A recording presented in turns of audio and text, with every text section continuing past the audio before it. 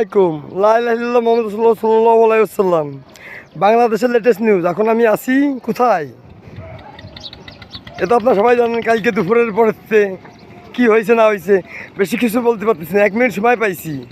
আমাকে আমেরিকা প্রশ্ন করলো, আমেরিকা, লন্ডন, কানাডা এবং ইউরোপ জড়িত হয়ে, যে আপনার দেশের আর্মি, আপনি ওই দেশের সিটিজেন, আর বাংলাদেশের সিটিজেন আপনি, বাংলাদেশের নাগরিক আপনি, তাহলে আপনার দেশের আর্মি, আপনার দেশের পুলিশ পলায় আসতে চায় আমার দেশে, তাহলে আমরা কী করবো বলেন?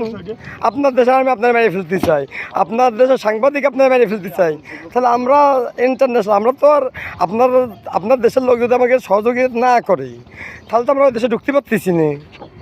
আপনাদের দেশের লোক এরকম আমাকে সহযোগিতা করতে চাচ্ছে আপনারা খেয়ে দেওয়ার জন্য, তাহলে আপনি তাদেরকে কিছু বলেন, নিউজ রিপোর্টাররা কিছু বলেন, আমাদেরকে মাফ করে দেন, আমরা তো ভুল করেছি।